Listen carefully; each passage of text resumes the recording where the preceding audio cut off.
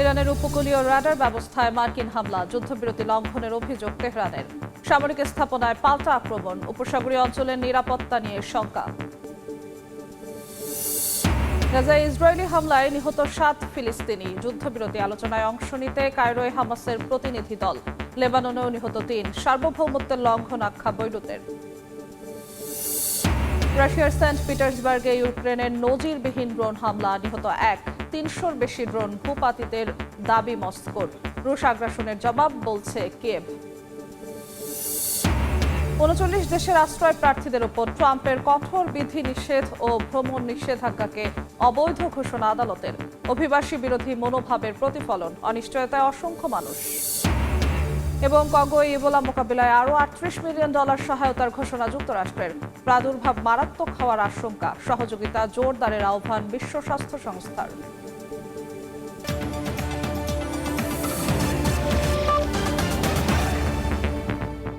আন্তর্জাতিক সময়ের সঙ্গে আছি আমি জিন্নাত তারাজ। হরমুজ প্রণালী ঘিরে আবারও পাল্টাপাল্টি হামলা চালিয়েছে যুক্তরাষ্ট্র ও ইরান। মার্কিন বাহিনীর দাবি, ইরানের ড্রোন ও ক্ষেপণাস্ত্র হামলা প্রতিহতের পর উপকূলীয় রাডার স্থাপনায় সামরিক অভিযান হামলা চালিয়েছে তারা। এ ঘটনাকে যুদ্ধবিরতির স্পষ্ট লঙ্ঘন আখ্যা দিয়েছে তেহরান। জবাবে কুয়েত ও বাহরাইনে মার্কিন সামরিক স্থাপনাগুলো লক্ষ্য করে হামলা চালায় দেশটি। এমন পরিস্থিতিতে উপসাগরীয় অঞ্চলের নিরাপত্তা নিয়ে উদ্বেগ জানিয়েছে আঞ্চলিক দেশগুলো। পাল্টাপাল্টি সামরিক উত্তেজনায় আবারও চাপের মুখে যুক্তরাষ্ট্র ইরানের যুদ্ধবিরতি। শনিবার মার্কিন সেন্ট্রাল কমান্ড সেন্টকম জানিয়েছে, হরমুজ প্রণালীর দিকে অগ্রসর হওয়া 4টি ইরানি ড্রোন ভূপাতিত করেছে যুক্তরাষ্ট্র। পরে গরুক ও কেশম দ্বীপে থাকা নজরদারি রাডার স্থাপনায় হামলা চালায় তারা। যুক্তরাষ্ট্রের দাবি, সামুদ্রিক হামলা প্রতিরোধ এবং আন্তর্জাতিক নৌপথের নিরাপত্তা নিশ্চিত করতেই এই পদক্ষেপ। একই সঙ্গে কুয়েত ও বাহরাইন লক্ষ্য করে ছোড়া ক্ষেপণাস্ত্র এবং ড্রোনও প্রতিহত করার কথা জানায় মার্কিন বাহিনী। তবে ইরান বলছে, রাডার স্থাপনায় হামলা যুদ্ধবিরতির সরাসরি লঙ্ঘন। রাষ্ট্রীয় সম্প্রচার মাধ্যম IRIVর তথ্য অনুযায়ী ইসলামিক রেভলিউশনারি গার্ড কর্পস বা IRGC এর জবাবে মার্কিন বিমান ঘাঁটি ও সামরিক স্থাপনাগুলোকে লক্ষ্য করে হামলা চালিয়েছে। ইরানের পররাষ্ট্র মন্ত্রণালয় বলছে, তাদের প্রতিক্রিয়া ছিল সতর্ক, দৃঢ় ও আনুপাতিক। কুয়েত জানিয়েছে, তাদের আকাশসীমায় প্রবেশ করা 7টি ব্যালিস্টিক ক্ষেপণাস্ত্র সফলভাবে প্রতিহত করা হয়েছে। বাহরাইনও 3টি ক্ষেপণাস্ত্র ও একাধিক ড্রোন ধ্বংস করার দাবি করেছে, যদিও কোনো হতাহতের ঘটনা ঘটেনি। কুয়েত, বাহরাইন, সৌদি আরব, সংযুক্ত আরব আমিরাত এবং মিশরে এই হামলার নিন্দা জানিয়েছে। তাদের আশঙ্কা, চলমান সংঘাত উপসাগরীয় অঞ্চলে নিরাপত্তা ও অর্থনৈতিক স্থিতিশীলতাকে হুমকির মুখে ফেলতে পারে। যুদ্ধ পুরোপুরি বন্ধে চলছে কূটনৈতিক তৎপরতাও। তেহরানে বৈঠক করেছেন পাকিস্তানের স্বরাষ্ট্রমন্ত্রী মোহসেন নকভি এবং ইরানের স্বরাষ্ট্রমন্ত্রী ইস্কান্দার মোমেনি। পাকিস্তানের প্রধানমন্ত্রী শেহবাজ শরীফ ও সেনাপ্রধান আসিম মুনিরের বার্তা ইরানের সর্বোচ্চ নেতা মুজতফা খামেনির কাছে পৌঁছে দেওয়া হয়েছে। উভয় পক্ষই আঞ্চলিক শান্তি প্রতিষ্ঠায় সংলাপ ও কূটনৈতিক প্রচেষ্টা জোরদারের প্রয়োজনীয়তার উপর গুরুত্ব আরোপ করেছে। শিউলি রোসা, সময় সংবাদ। গাজা সিটিতে ইসরায়েলি বিমান হামলায় 7 ফিলিস্তিনি নিহত হয়েছেন, আহত হয়েছেন আরও 15 জন, যাদের মধ্যে কয়েকজন শিশু রয়েছে। ইসরায়েলি বাহিনীর দাবি, হামলাটি সশস্ত্র যোদ্ধাদের লক্ষ্য করে পরিচালিত হয়েছে। এদিকে নতুন করে যুদ্ধবিরতি আলোচনায় অংশ নিতে কায়রো পৌঁছেছে হামাসের প্রতিনিধি দল। তবে নিরস্ত্রীকরণ প্রশ্নে এখনও অনড় সশস্ত্র গোষ্ঠী। শান্তি আলোচনার মধ্যেই গাজায় অব্যাহত রয়েছে ইসরায়েলি বর্বরতা। স্বাস্থ্য কর্মকর্তাদের তথ্য বলছে, শনিবার গাজা সিটির একটি আশ্রয় কেন্দ্রে বিমান হামলায় বেশ কয়েকজন নিহত হয়েছেন। এদের মধ্যে নারী ও শিশুও রয়েছে। নেতানিয়াহু বাহিনীর দাবি, সশস্ত্র যোদ্ধাদের লক্ষ্য করে অভিযান চালানো হয়। এদিকে গাজায় যুদ্ধবিরতির ভবিষ্যৎ নিয়ে আলোচনা শুরু করতে মিশরের রাজধানী কায়রো পৌঁছেছে হামাসের উচ্চ পর্যায়ের প্রতিনিধি দল। সশস্ত্র গোষ্ঠী বলছে, মধ্যস্থতাকারীদের সঙ্গে বৈঠকে তারা যুদ্ধবিরতির প্রথম ধাপ পূর্ণ বাস্তবায়ন, হামলা বন্ধ এবং দ্বিতীয় ধাপে অগ্রসর হওয়ার পথ খুঁজবে। পাশাপাশি ফিলিস্তিনি রাজনৈতিক গোষ্ঠীর সঙ্গেও আলোচনা করে একটি অভিন্ন জাতীয় অবস্থান তৈরির চেষ্টা করবে প্রতিনিধি দল। তবে নিরস্ত্রীকরণের প্রশ্নে এখনও নিজেদের অবস্থানে অনড় হামাস। তাদের দাবি, অস্ত্র ত্যাগের আলোচনা নয়, বরং ইসরায়েলকে বিদ্যমান চুক্তির সব শর্ত বাস্তবায়ন করতে হবে। 2025 সালের 10 অক্টোবর কার্যকর হওয়া যুদ্ধবিরতি চুক্তির প্রথম ধাপে বন্দী ও জিম্মি বিনিময়, মানবিক সহায়তা প্রবেশ এবং গাজার কিছু এলাকা থেকে ইসরায়েলি বাহিনী সীমিত প্রত্যাহারের বিষয় অন্তর্ভুক্ত ছিল। তবে চুক্তি কার্যকর হওয়ার পরও সংঘাত পুরোপুরি থামেনি। হামাস নিয়ন্ত্রিত গাজার স্বাস্থ্য মন্ত্রণালয়ের তথ্য অনুযায়ী যুদ্ধবিরতির পর থেকে এখন পর্যন্ত প্রায় 1000 ফিলিস্তিনি নিহত হয়েছেন। অন্যদিকে ফিলিস্তিনি সশস্ত্র গোষ্ঠীগুলোর হামলায় কয়েকজন ইসরায়েলি সেনা নিহত হওয়ার কথাও জানিয়েছে ইসরায়েলি বাহিনী। শিউলি রোসা, সময় সংবাদ। ইসরায়েলি হামলায় লেবাননের 2 কর্মকর্তা ও 1 সেনা সদস্য নিহত হয়েছেন। বিষয়টিকে অনিচ্ছাকৃত ঘটনা হিসেবে উল্লেখ করে নেতানিয়াহু প্রশাসন, তবে এটিকে সরাসরি সার্বভৌমত্বের লঙ্ঘন বলে অভিহিত করেছে লেবানন সরকার। এদিকে লেবাননের জন্য মানবিক সহায়তা $640 মিলিয়ন উন্নীত করেছে জাতিসংঘ। চলমান সংঘাতে প্রায় 10 লাখ মানুষ বাস্তুচ্যুত হয়েছে বলে জানিয়েছে সংস্থাটি। দক্ষিণ লেবাননের কফর তেবনিত এলাকার কাছে সামরিক যানে হামলা চালিয়েছে ইসরায়েল। স্থানীয় সময় শনিবার এই অভিযানে গাড়িটি সম্পূর্ণ পুড়ে যায়। নিহত হন লেবাননের বেশ কয়েকজন সেনা কর্মকর্তা। ইসরায়েলি বাহিনীর দাবি, হিজবুল্লাহর সম্ভাব্য হামলার পরিকল্পনার তথ্য পেয়ে প্রতিরোধমূলক পদক্ষেপ নেয় তারা। বিষয়টিকে অনিচ্ছাকৃত ঘটনা হিসেবে উল্লেখ করে তারা, তবে এটিকে সরাসরি সার্বভৌমত্বের লঙ্ঘন বলে অভিহিত করেছে লেবানন সরকার। আর হামলাকে পরিকল্পিত আগ্রাসন বলে আখ্যা দিয়ে কঠোর প্রতিক্রিয়া জানিয়েছে হিজবুল্লাহ। লেবানন সরকারের অবস্থান নিয়েও প্রশ্ন তুলেছে তারা। এদিকে লেবাননের মানবিক সংকট মোকাবেলায় বড় ধরনের অর্থ সহায়তার আবেদন জানিয়েছে জাতিসংঘের মানবিক বিষয়ক সমন্বয় কার্যালয়। যুদ্ধ ও আঞ্চলিক সংঘাতের প্রভাবে বাস্তুচ্যুতদের সংখ্যা বাড়তে থাকায় এই সহায়তা $640 মিলিয়ন করা হয়েছে। তবে তহবিলের বড় অংশ এখনও সংগ্রহ হয়নি। জাতিসংঘ বলছে, লেবাননের মানবিক পরিস্থিতি দ্রুত অবনতির দিকে যাচ্ছে। জরুরি পদক্ষেপ না নিলে বিপর্যয় আরও গভীর হবে। দেশটির স্বাস্থ্য ব্যবস্থা মারাত্মকভাবে ক্ষতিগ্রস্ত হয়েছে বলে জানিয়েছেন জাতিসংঘের মানবিক সমন্বয়কারী ইমরান রিজা। অন্তত 62টি হাসপাতাল ও চিকিৎসা কেন্দ্র আংশিকভাবে ক্ষতিগ্রস্ত বা বন্ধ হয়ে গেছে। 17 এপ্রিল ঘোষিত যুদ্ধবিরতি পুরোপুরি কার্যকর না হওয়ার জন্য একে অপরকে দুষছে ইসরায়েল লেবানন। সবশেষ দক্ষিণ লেবাননে 5টি গ্রামের বাসিন্দাদের নতুন করে সরিয়ে নেওয়ার নির্দেশ দিয়েছে ইসরায়েল, যা সীমান্ত জুড়ে আতঙ্ক আরও বাড়িয়েছে। জাতিসংঘ বলছে, চলমান এই সংঘাতে প্রায় 10 লাখ মানুষ বাস্তুচ্যুত হয়েছে। শিউলি রোসা, সময় সংবাদ। রাশিয়ার সেন্ট পিটার্সবার্গ ও আশেপাশের এলাকায় নজিরবিহীন ড্রোন হামলা চালিয়েছে ইউক্রেন। এতে 1 জন নিহত হয়েছেন। 2 দেশের যুদ্ধ শুরুর পর প্রথমবার নাগরিকদের ঘরে থাকার আহ্বান জানিয়েছেন সেন্ট পিটার্সবার্গের গভর্নর। ইউক্রেনের শত শত ড্রোন ভূপাতিত করার দাবি করেছে মস্কো। রাশিয়ার সেন্ট পিটার্সবার্গ এবং এর আশপাশের এলাকায় ব্যাপক হামলা চালিয়েছে ইউক্রেন। এতে বিস্ফোরণ ও অগ্নিকাণ্ডের মতো ঘটনা ঘটে। স্থানীয় সময় শনিবার রুশ প্রশাসন জানায়, হামলাটি এমন সময় হয় যখন শহরে আন্তর্জাতিক অর্থনৈতিক সম্মেলনের শেষ দিন চলছিল। ফলে ঘটনাটিকে সংবেদনশীল হিসেবে দেখছে মস্কো। রাশিয়ার প্রতিরক্ষা মন্ত্রণালয়ের দাবি, মোট 376টি ইউক্রেনীয় ড্রোন ধ্বংস করা হয়েছে, যা যুদ্ধের সবচেয়ে বিস্তৃত আক্রমণগুলোর একটি। এই অভিযানে শুধু সীমান্ত নয়, অভ্যন্তরীণ এলাকাগুলোতেও পৌঁছানোর চেষ্টা করেছে কিয়েভ। লেনিনগ্রাদ অঞ্চলের গভর্নর জানান, অন্তত 140টিরও বেশি ড্রোন ভূপাতিত করেছে আকাশ প্রতিরক্ষা ব্যবস্থা। প্রথমবারের মতো নাগরিকদের ঘরে থাকার নির্দেশ দেওয়া হয়, যা বড় ধরনের সতর্ক সংকেত হিসেবে দেখা হচ্ছে। হামলার বিষয়ে ইউক্রেনের প্রেসিডেন্ট ভলোদিমির জেলেনস্কি বলেন, রাশিয়ার আগ্রাসনের প্রতিক্রিয়ায় এটি ন্যায়সঙ্গত জবাব। ড্রোনগুলো রাশিয়ার অস্ত্রাগার এবং নৌঘাঁটিতে সফলভাবে আঘাত হেনেছে বলে দাবি করেন তিনি। এটাই রাশিয়ার সামরিক সক্ষমতা দুর্বল করেছে বলেও মন্তব্য করেন জেলেনস্কি। হামলার ঠিক আগের দিনই জেলেনস্কির সঙ্গে বৈঠকের প্রস্তাব প্রত্যাখ্যান করেছে রাশিয়া, যার কারণে শান্তি আলোচনা কার্যত থমকে গেছে। এর পরপরই এই ধরনের ড্রোন হামলা 2 দেশের উত্তেজনা আরও কয়েকগুণ বাড়িয়ে দেয়। শিউলি রোসা, সময় সংবাদ। যুক্তরাষ্ট্রের 39টি দেশের নাগরিকদের আশ্রয় ও অভিবাসন প্রক্রিয়ার উপর ট্রাম্প প্রশাসনের আরোপ করা কঠোর বিধিনিষেধ ও ভ্রমণ নিষেধাজ্ঞা অবৈধ ঘোষণা করে রায় দিয়েছেন দেশটির একটি ফেডারেল আদালত। স্থানীয় সময় শুক্রবার ফেডারেল বিচারক জন ম্যাকনেল এই আদেশ দেন।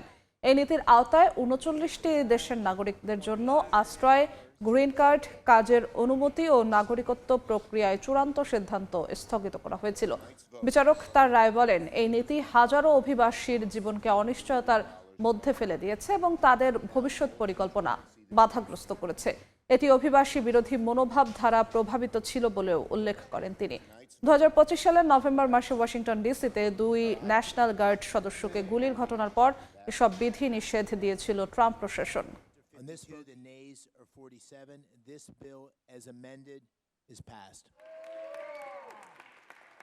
আন্তর্জাতিক সময় আরও থাকছে।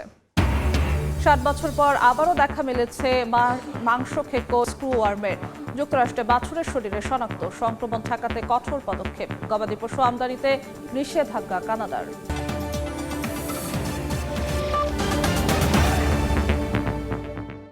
কঙ্গোতে ইবোলা পরিস্থিতি ভয়াবহ আকার নেয়ার শঙ্কায় বড় আর্থিক সহায়তার ঘোষণা দিয়েছে যুক্তরাষ্ট্র। আরও $38 মিলিয়ন সহায়তার কথা জানিয়েছে ওয়াশিংটন। মার্কিন সিডিসি বলছে দ্রুত পদক্ষেপ না নিলে এই প্রাদুর্ভাব 2014-16 সালের পশ্চিম আফ্রিকার ভয়াবহ ইবোলা সংকটকেও ছাড়িয়ে যেতে পারে। পরিস্থিতি মোকাবিলায় আন্তর্জাতিক সহযোগিতা জোরদার করার আহ্বান বিশ্ব স্বাস্থ্য সংস্থার। কঙ্গোতে ইবোলার নতুন প্রাদুর্ভাব ছড়িয়ে পড়ায় জরুরি ভিত্তিতে সহায়তা বাড়িয়েছে যুক্তরাষ্ট্র।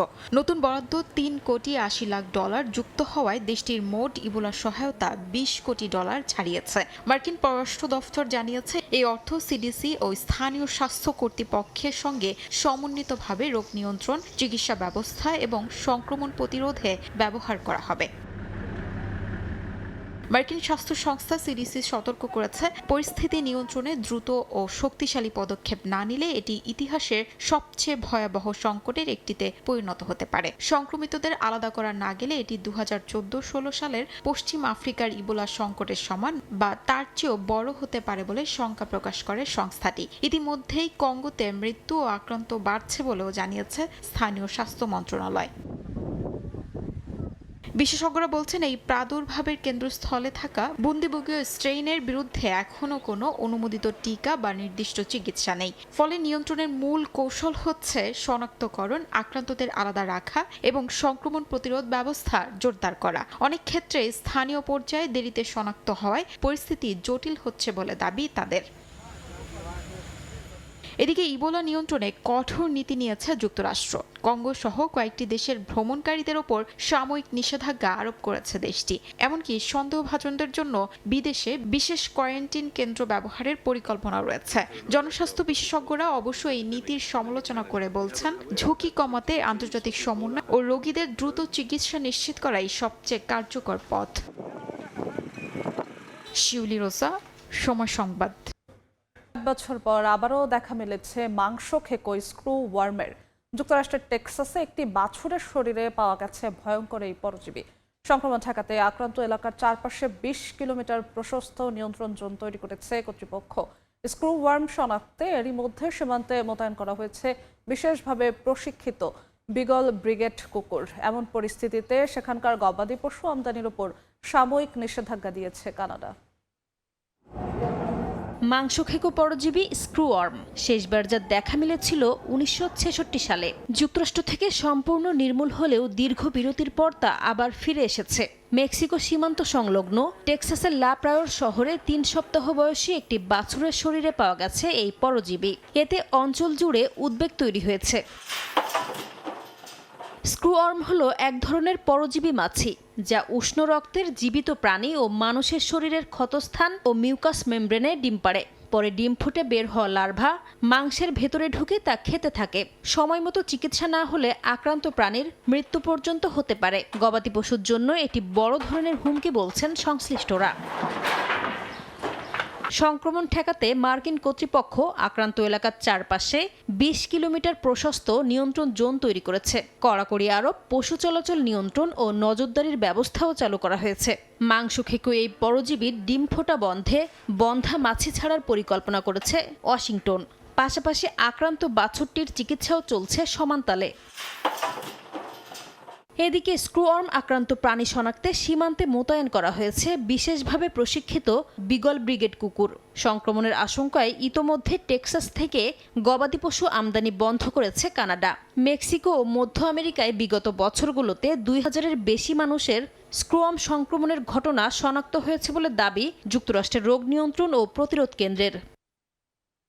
নাসরিন রুমি, সময় সংবাদ। আন্তর্জাতিক সময় আরও থাকছে। 11 জুন পর্দা উঠছে ফুটবল বিশ্বকাপে। লস অ্যাঞ্জেলেসে জমকালো উদ্বোধনী অনুষ্ঠানের প্রস্তুতি। যুক্তরাষ্ট্র, কানাডা ও মেক্সিকোতে ফুটবল প্রেমীদের মাঝে উৎসবের আমেজ। সাহারা মরুভূমিতে তৃষ্ণায় 49 জনের মৃত্যু হয়েছে। অলৌকিকভাবে বেঁচে গেছেন 2 জন। নিহতরা সবাই নাইজারের নাগরিক। পরিবারের সঙ্গে ঈদ উল আজহা উদযাপনের জন্য মালি থেকে ট্রাকে করে নিজ দেশে ফিরছিলেন তারা। মাঝপথে ট্রাক বিকল হলে তীব্র তাপমাত্রা ও পানির উৎস না থাকায় একে একে প্রাণ হারাতে থাকেন তৃষ্ণার্ত যাত্রীরা। বেঁচে যাওয়া 2 যাত্রী প্রায় 50 কিলোমিটার হেঁটে লোকালয়ে গিয়ে প্রশাসনকে খবর দেন। উদ্ধারকারী দল ঘটনাস্থলে পৌঁছে নিহতদের মরদেহ উদ্ধার করে সেখানেই গণকবর দেয়।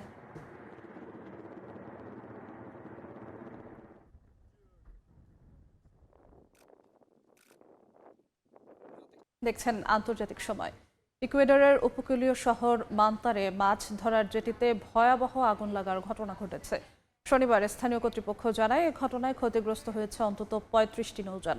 প্রত্যক্ষদর্শীদের ধারণ করা ভিডিওতে দেখা যায় একাধিক নৌযানে আগুন জ্বলছে এবং পুরো বন্দর এলাকায় ঘন কালো ধোঁয়া ছড়িয়ে পড়েছে। স্থানীয় বাসিন্দারা একটি জ্বলন্ত নৌযান সরিয়ে নেওয়ার চেষ্টা করছেন, আর দমকল কর্মীরা আগুন নেভাতে নিরলসভাবে কাজ করছেন। আগুনে পড়ে গেছে মাছ ধরা ট্রলার ও ছোট নৌকা, ছড়িয়ে পড়েছে ঘন কালো ধোঁয়া। এর মধ্যে রয়েছে 14টি মাছ ধরার নৌকা এবং 21টি ছোট নৌযান, যেগুলো উপকূল থেকে প্রায় 80 মিটার দূরে নোঙর করা ছিল। আগুন নিয়ন্ত্রণে আনতে জরুরি অভিযান চালিয়েছে দমকল বাহিনী। তবে কিভাবে এই অগ্নিকাণ্ডের সূত্রপাত তা এখনো নিশ্চিত করতে পারেনি কর্তৃপক্ষ।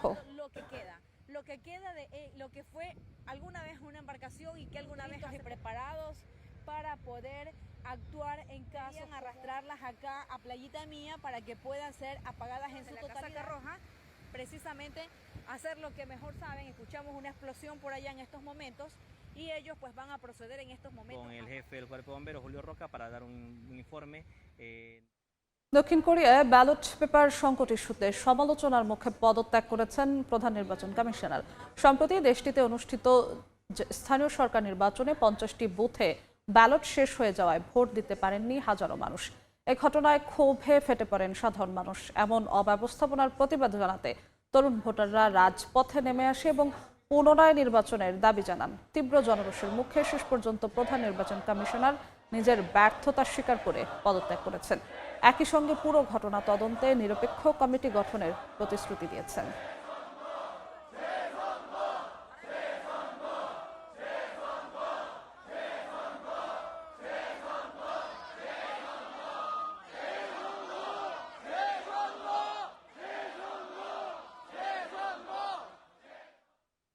পারমাণবিক যুদ্ধ প্রতিরোধে নৌবাহিনীর সক্ষমতা আরও জোরদারের নির্দেশ দেন উত্তর কোরিয়ার নেতা কিম জং উন। নতুন যুদ্ধজাহাজ কাংকনের সমুদ্র পরীক্ষার বিষয়টি দেখতে গিয়ে 10,000 টনের আরও একটি যুদ্ধজাহাজ তৈরির নির্দেশ দেন তিনি। এ সময় কিমের সঙ্গে ছিলেন তার কন্যা জু এ।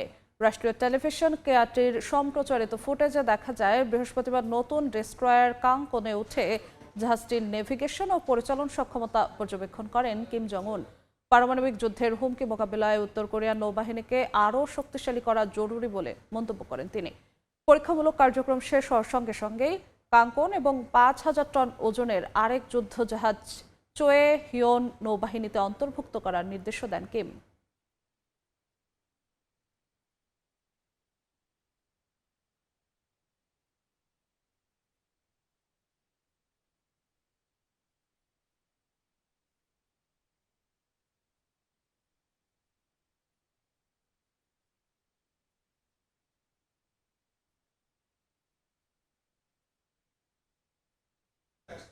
সরকার বাহিনী ও বিরোধী রাজনীতিকদের সমর্থিত গোষ্ঠীদের মধ্যে সংঘর্ষের জেরে উত্তপ্ত সোমালিয়ার রাজধানী মোগাদিশু। 2 জেলায় নিরাপত্তা জোরদার করা হয়েছে। শনিবার শহর জুড়ে সামরিক যান টহল দেয় এবং পুলিশ জব্দ করা অস্ত্র ও গোলাবারুদ প্রদর্শন করে। প্রেসিডেন্ট হাসান শেখ মোহাম্মদের মেয়াদ গত মাসে শেষ হওয়ার পরও দায়িত্বে থাকার সিদ্ধান্তকে কেন্দ্র করে পরিকল্পিত বিক্ষোভের আগে এই সহিংসতা ছড়িয়ে পড়ে। মার্চে পার্লামেন্টে অনুমোদিত সাংবিধানিক পরিবর্তনের ফলে তার মেয়াদ 1 বছর বাড়তে পারে এবং নির্বাচন পিছিয়ে যেতে পারে। পুলিশ সতর্ক করেছে, নতুন করে কোনো সশস্ত্র সমাবেশের চেষ্টা হলে কঠোর ব্যবস্থা নেওয়া হবে। 1991 সালে কেন্দ্রীয় সরকারের পতনের পর থেকে সংঘাতময় পরিস্থিতির মধ্যেই রয়েছে সোমালিয়া। পাশাপাশি দেশটি এখনও জঙ্গি গোষ্ঠী আল শাবাবের বিদ্রোহ মোকাবিলা করছে।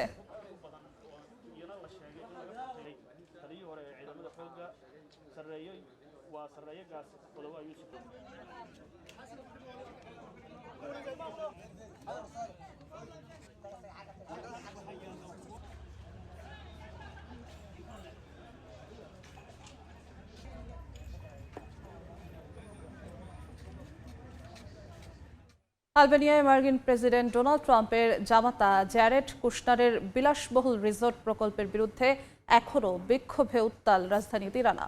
শনিবার তিরানার রাজপথে আলবেনিয়ার জাতীয় পতাকা ও প্রতিবাদী ব্যানার নিয়ে মিছিল করেন হাজারো বিক্ষোভকারী। তারা সরকারের বিরুদ্ধে স্লোগান দেন এবং 140 কোটি ইউরোর বিলাসবহুল রিসোর্ট প্রকল্প বাতিলের দাবি জানান। পরিকল্পনা অনুযায়ী আলবেনিয়ার একটি দ্বীপ এবং সংরক্ষিত ভিওসা নার্তা উপকূলীয় অঞ্চলের কাছে রিসোর্টটি নির্মাণ করা হবে। বিক্ষোভকারীদের আশঙ্কা, প্রকল্পটি বাস্তবায়িত হলে ফ্লেমিঙ্গো, সিল এবং সামুদ্রিক কচ্ছপের গুরুত্বপূর্ণ আবাসস্থল ক্ষতিগ্রস্ত হবে। প্রতিবাদকারীদের অভিযোগ, দেশের প্রাকৃতিক সম্পদ বিদেশি বিনিয়োগকারীদের কাছে তুলে দেওয়া হচ্ছে।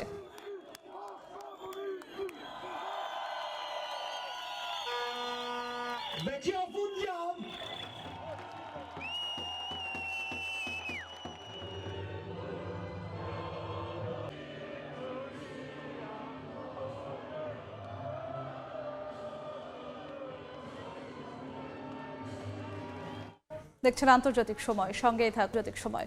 দলিত পরিবার থেকে উঠে এসেছেন ভারতের জাতীয় রাজনীতির আলোচনায়। সামাজিক মাধ্যম আর ডিজিটাল প্রচারণার শক্তিকে কাজে লাগিয়ে অভিজিৎ দীপকে এখন আলোচিত তরুণ মুখ। যুক্তরাষ্ট্রের বোস্টন বিশ্ববিদ্যালয়ে পড়াকালীন নিজের অভিজ্ঞতা মিলিয়ে গড়ে তুলেছেন ককরোচ জনতা পার্টি, যেখানে তিনি সামাজিক অসন্তোষকে রূপ দিয়েছেন প্রতিবাদের ভাষায়। মহারাষ্ট্রের এক দলিত পরিবারে জন্ম তার, যেখানে বৈষম্য আর সামাজিক বঞ্চনা নিত্যসঙ্গী। সেই অবস্থা থেকে ভারতে এখন এক নাটকীয় উত্থানের নাম অভিজিৎ দীপকে। দলিত পরিবারের এই সন্তানই এখন দেশটির কোটি তরুণের ক্ষোভ আর হতাশার ভাষা হয়ে উঠেছেন। বিভিন্ন সাক্ষাৎকারে অকপটে বলেছেন নিজের শৈশবের কথা। তার আশেপাশে এমন কোনো রোল মডেল ছিল না যাকে দেখে জাতীয় পর্যায়ে নেতৃত্ব দেওয়ার স্বপ্ন দেখা যায়।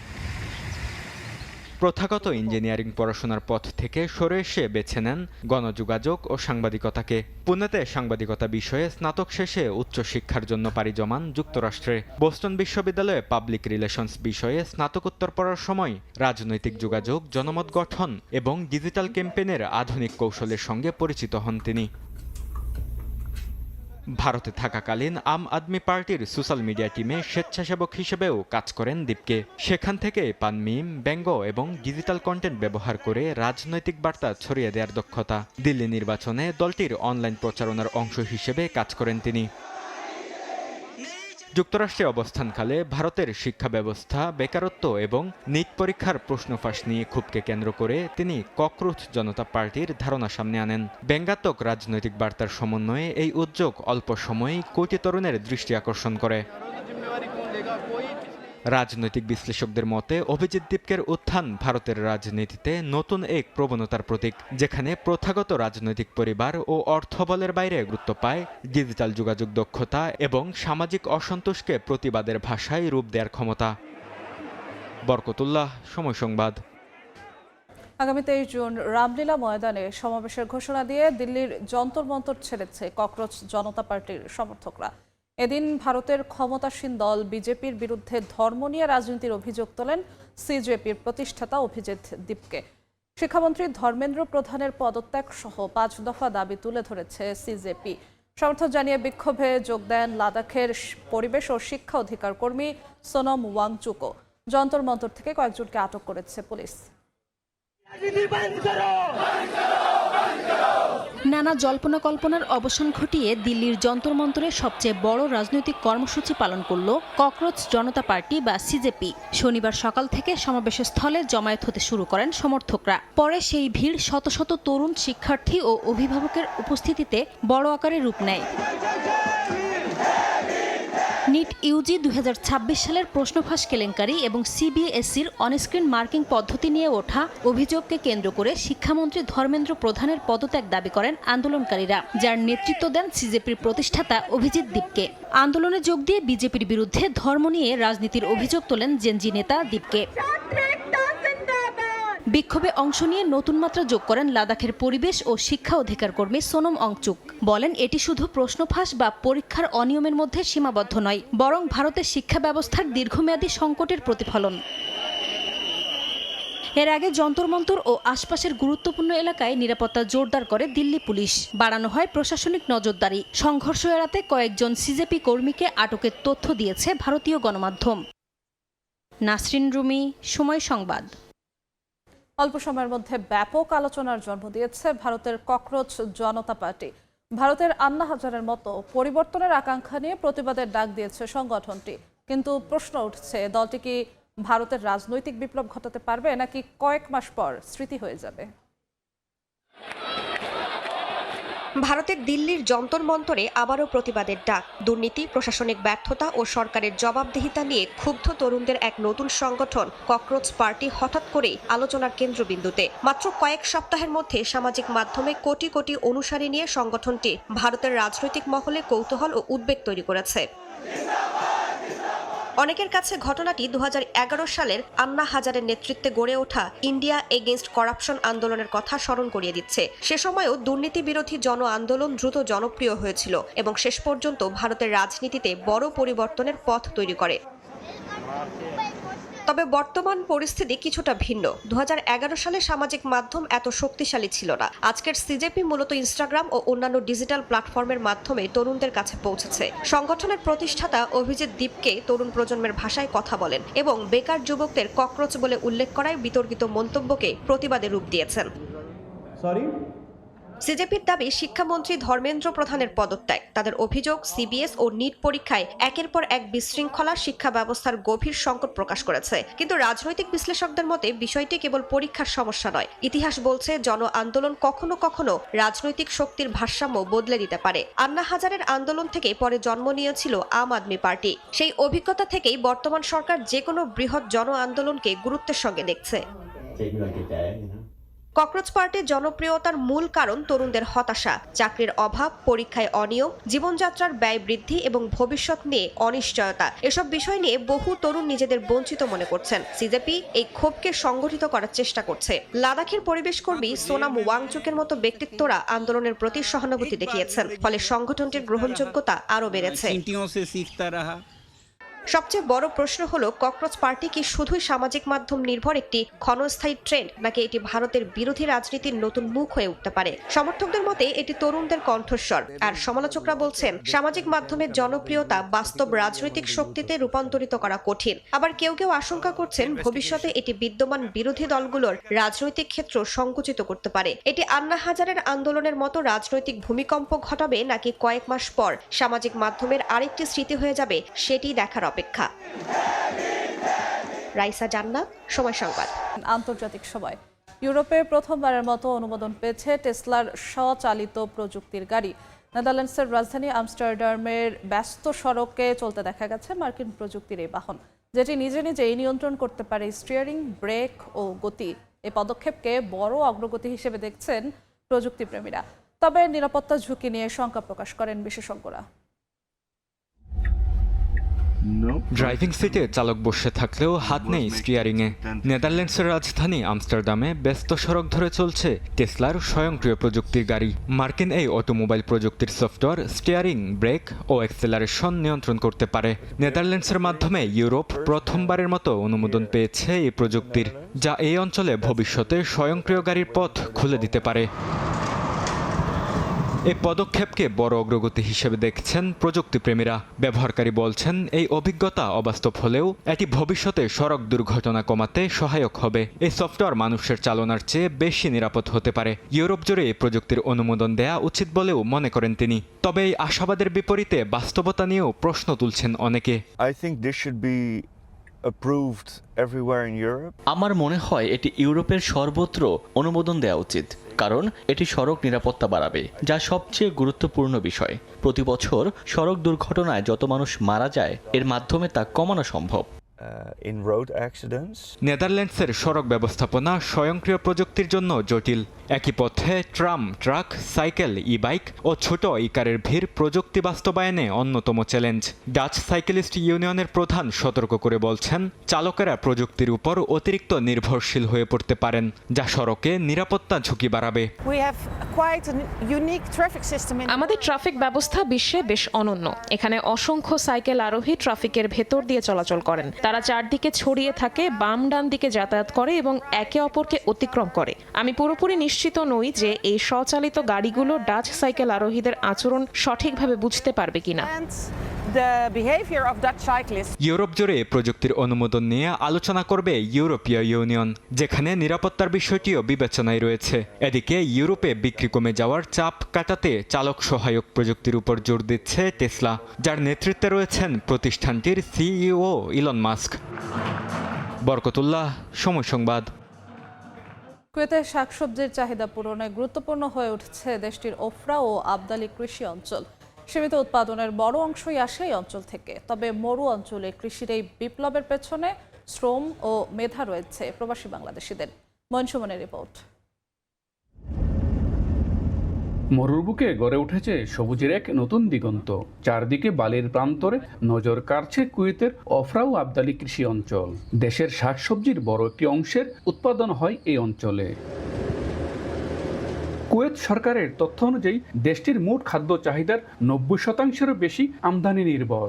স্থানীয় উৎপাদন থেকে চাহিদার প্রায় 10%-এর কম পূরণ হয়। এই সীমিত উৎপাদনের বড় অংশেই আসে ওফরা ও আবদালি কৃষি অঞ্চল থেকে। আধুনিক গ্রিনহাউস প্রযুক্তি ও সেচ ব্যবস্থার উপর নির্ভর করে চলছে এই কৃষি উৎপাদন। দেশটিতে কৃষির এই বিপ্লবের পেছনে রয়েছে প্রবাসী বাংলাদেশিদের গুরুত্বপূর্ণ অবদান। বাংলাদেশি শ্রমিকদের দক্ষতা, পরিশ্রম এবং অভিজ্ঞতা মরুভূমিকে করেছে সবুজ। স্থানীয় কৃষিখাতে তারা হয়ে উঠেছেন অপরিহার্য শক্তি। 130টা ছাপড়া আছে, এর ভিতরে চাষ ধরেন আমরা টমেটো, খিরে, অর্থাৎ আমরা বলি শসা, খিরে এবং বেগুন আছে, আলু আছে, আগাটা আছে, না পড়ে যায় মাটিতে, এই জন্য আছে লিপ করে উপর মুখ উঠাই দেওয়া হচ্ছে। শুধু উৎপাদন নয়, এই খামারগুলো এখন প্রবাসীদের জন্যও এক আকর্ষণীয় গন্তব্য। ছুটির দিনে পরিবার নিয়ে এখানে আসেন অনেকে, কেনাকাটা করেন টাটকা সবজি। সাপ্তাহিক ছুটির দিনে এদিকে আসা পড়ে, বিভিন্ন সবজি সংগ্রহ করি বাসার জন্য। মরুভূমির এই দেশে সীমিত হলেও স্থানীয় কৃষি উৎপাদন ধীরে ধীরে বাড়ছে, আর এর পেছনে প্রবাসী বাংলাদেশিদের অবদান নিঃসন্দেহে গুরুত্বপূর্ণ বলে মনে করছেন সংশ্লিষ্টরা। কুয়েতের কৃষি পণ্য প্লাস যে নিত্য প্রয়োজনীয় সবজি ক্ষেত্রে বাংলাদেশিদের অবদান খুব অপরিসীম। কুয়েতের ওফরা থেকে মঈন সুমন, সময় সংবাদ। জাপান বিশ্বের জনবহুল দেশগুলোর একটি হলেও বেশ কিছু বছর ধরে জনসংখ্যার হার নিম্নমুখী। গত বৃহস্পতিবার দেশটির স্বাস্থ্য মন্ত্রণালয় জানিয়েছে 2025 সালে জাপানের শিশু জন্মহার ছিল রেকর্ড সর্বনিম্ন। এর আগে গত 29 মে প্রকাশিত 2025 সালের আদমশুমারির প্রাথমিক ফলাফল অনুযায়ী জাপানের বর্তমান জনসংখ্যা 12,49,524 জন।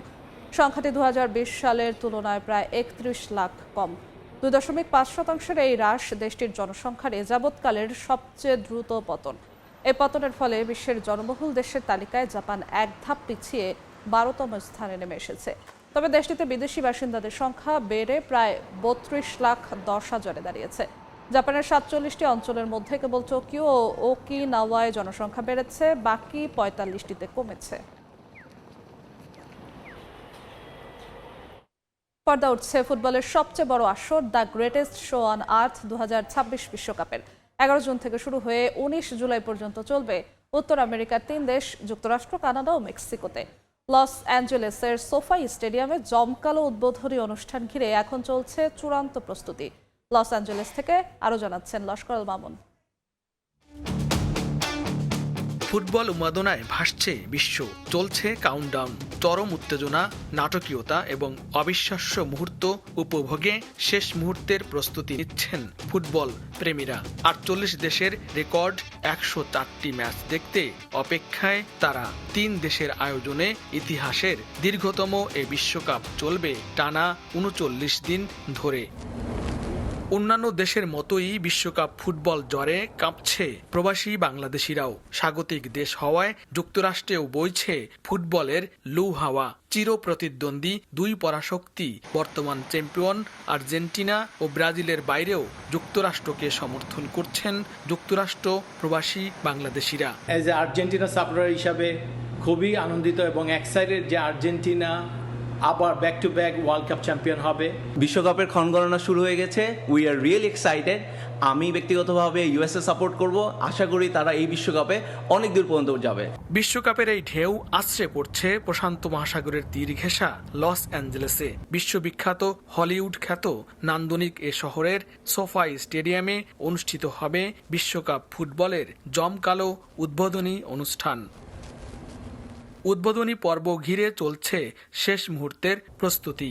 প্রায় 5.5 বিলিয়ন মার্কিন ডলার ব্যয়ে নির্মিত এই স্টেডিয়াম এখন বিশ্বের সবচেয়ে ব্যয়বহুল ভেন্যু। এই স্টেডিয়ামে স্থানীয় সময় 12 জুন থেকে শুরু হয়ে 10 জুলাই পর্যন্ত অনুষ্ঠিত হবে 8টি গুরুত্বপূর্ণ ম্যাচ। 70,000 থেকে 1 লাখ দর্শক ধারণক্ষম এ মাঠে গ্রুপ পর্বে লড়াই করবে স্বাগতিক যুক্তরাষ্ট্র, প্যারাগুয়ে, সুইজারল্যান্ড, নিউজিল্যান্ড ও বেলজিয়াম ছাড়াও 3 মুসলিম দেশ ইরান, তুরস্ক ও বসনিয়া। মুসলিম দেশগুলোর সমর্থনে বিপুল সংখ্যক মুসলিম দর্শকদের সমাগমের পাশাপাশি বিপুল সংখ্যক ফুটবল ভক্তরা জড়ো হবেন বলে ধারণা আয়োজকদের। মাত্র কয়েকদিন বাদেই বিশ্ব ফুটবল যুদ্ধের দামামা বাজবে এই মাঠে। লস্কর আল মামুন, সময় সংবাদ, সোফাই স্টেডিয়াম, ইঙ্গুলোড, লস অ্যাঞ্জেলেস, যুক্তরাষ্ট্র। ফ্রান্সে গ্র্যান্ড মাস্টার হওয়ার স্বপ্নে বিভোর বাংলাদেশি বংশোদ্ভূত দুই খুদে দাবাড়ু। এর মধ্যে একজন বয়সভিত্তিক জাতীয় লিগে অংশ নিয়ে রানার্স আপ হওয়ার গৌরব অর্জন করেছে। তাদের সাফল্যের গল্প উঠে এসেছে ফরাসি জাতীয় গণমাধ্যমেও। ফ্রান্স থেকে আরও জানাচ্ছেন মোহাম্মদ লুৎফুর রহমান বাবু। ফ্রান্সে বাংলাদেশি বংশোদ্ভূত খুদে দাবাড়ু দুই ভাই আরহাম ও আদিয়ান। দাবার ছকে তাদের দক্ষতা এরই মধ্যে তাক লাগিয়েছে বিভিন্ন মাধ্যমে। মাত্র 4 বছর বয়সে কারাতে প্রশিক্ষক বাবার হাত ধরেই দাবায় হাতে করি। ন্যাশনাল লিগের মেডাল আমার ঘরের মধ্যে। স্কুল, স্থানীয় ক্লাব, জেলা ও বিভাগীয় পর্যায়ে অতিক্রম করে আরহাম খেলছে ফ্রান্সের বয়সভিত্তিক জাতীয় লিগে। জাতীয় পর্যায়ের প্রতিযোগিতায় রানার্স আপ হওয়ার গৌরব অর্জন করেছে সে। বিভিন্ন প্রতিযোগিতায় অংশ নিয়ে জিতেছে অসংখ্য ট্রফি ও পদক। দাবা অনেক ভাল লাগে, আমার বাপ শিখাইছে। তারপরে যে অনেক ফোকাস করতে হয়, তা আমার ভাল লাগে। আমি চাই গ্র্যান্ড মাস্টার হইতে আর ওয়ার্ল্ড কাপ নিতে।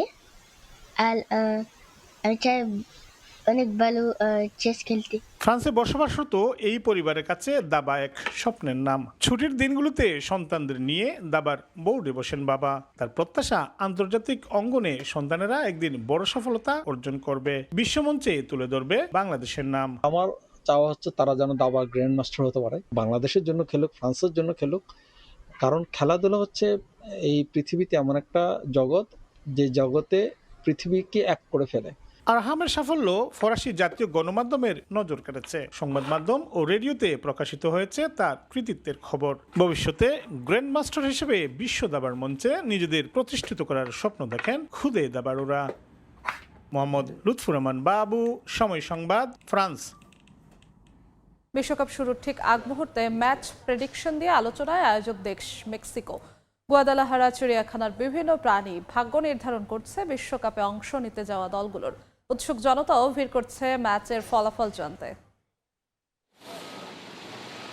বিশ্বকাপ শুরুর আগে ম্যাচ প্রেডিকশন জনপ্রিয়তা পায় বিশ্বব্যাপী। ফুটবল বিশ্লেষক, গণিতবিদ থেকে পশু পাখি এমনকি অক্টোপাসও মেগা আসর নিয়ে ভবিষ্যৎবাণী দিয়ে এসেছে আলোচনায়। বিশ্বকাপের স্বাগতিক দেশ মেক্সিকোতেও চলছে সেই কার্যক্রম। ছোট্ট হাতি বলছে আসন্ন ফিফা বিশ্বকাপে মেক্সিকো বনাম সাউথ আফ্রিকা ম্যাচে জয়টা হবে স্বাগতিকদের। জোড়া টিয়া পাখি বলে দিচ্ছে এবারের বিশ্ব চ্যাম্পিয়নের নাম।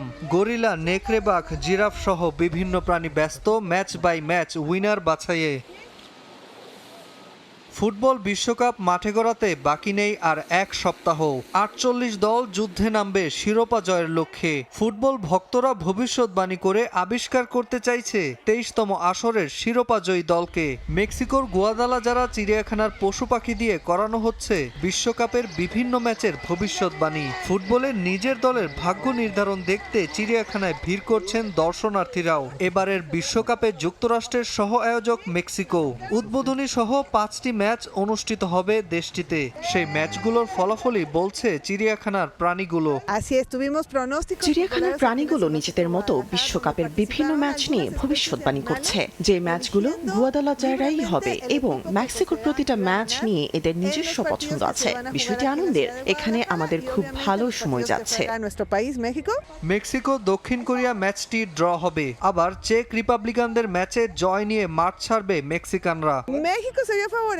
শান্তি এবং ক্যানিয়ার মতে মেক্সিকো 2 ম্যাচে সুবিধা পাবে। দক্ষিণ আফ্রিকার বিপক্ষে জিতবে, আর ক্যাপিবেরা দক্ষিণ কোরিয়ার বিপক্ষে খুব কাছে গিয়েও ড্র হবে। ক্যাপিবেরা এই ম্যাচের সিদ্ধান্ত দিতে পারেনি, তাই ম্যাচটির ফলাফল অমীমাংসিত। বন্য প্রাণীদের বিশ্বকাপ নিয়ে এমন আয়োজনে এক ভিন্ন আবহ তৈরি হয়েছে চিড়িয়াখানায়। তবে এবার আর কারো মুখের বুলি নয়, কদিন বাদেই পুরো বিশ্ব দেখবে কারা হচ্ছে the greatest on show on আর্থের চ্যাম্পিয়ন। নাজমুল হাসান পুলক, সময় সংবাদ। বিশ্বকাপের আগেই দুঃসংবাদ পেল আর্জেন্টিনা ফুটবল দল। ইনজুরির কারণে পুরো আসর থেকে ছিটকে গেছেন ডিফেন্ডার লিওনার্দো বালের্দি। শুক্রবার আর্জেন্টিনা দলের অনুশীলনের সময় চোট পান এই সেন্টার ব্যাক। শনিবার দলের পক্ষ থেকে জানানো হয় 27 বছর বয়সী এই ফুটবলার ডান পায়ের কাফ মাসলে চোট পাওয়ায় বিশ্বকাপে খেলতে পারবেন না। আর্জেন্টিনা এক বিবৃতিতে জানিয়েছে লিওনার্দো বালের্দি তার ডান পায়ের সোলিয়াস পেশিতে চোট পাওয়ায় বিশ্বকাপে অংশগ্রহণ করতে পারছেন না। দলের পক্ষ থেকে তার দ্রুত সুস্থতা কামনা করা হয়। আন্তর্জাতিক সময় শীর্ষ সংবাদগুলো জানিয়ে দিচ্ছি আরেকবার। ইরানের উপকূলীয় রাডার ব্যবস্থায় মার্কিন হামলা, যুদ্ধবিরতি লঙ্ঘনের অভিযোগ তেহরানের। সামরিক স্থাপনায় পাল্টা আক্রমণ, উপসাগরীয় অঞ্চলের নিরাপত্তা নিয়ে শঙ্কা। গাজায় ইসরায়েলি হামলায় নিহত 7 ফিলিস্তিনি, যুদ্ধবিরতি আলোচনায় অংশ নিতে কায়রোয় হামাসের প্রতিনিধি দল। লেবাননেও নিহত 3, সার্বভৌমত্বের লঙ্ঘন আখ্যা বৈরুতের। এবং রাশিয়ার সেন্ট পিটার্সবার্গে ইউক্রেনের নজিরবিহীন ড্রোন হামলা, নিহত 1, 300-র বেশি ড্রোন ভূপাতিতের দাবি মস্কোর। রুশ আগ্রাসনের জবাব বলছে কিয়েভ।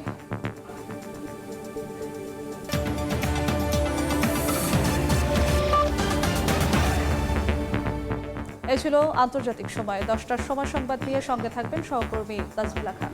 ধন্যবাদ যশোয়া। সকাল 10টার সময় সংবাদ নিয়ে আসছে কিছুক্ষণ পর, সঙ্গে থাকুন সময়ের।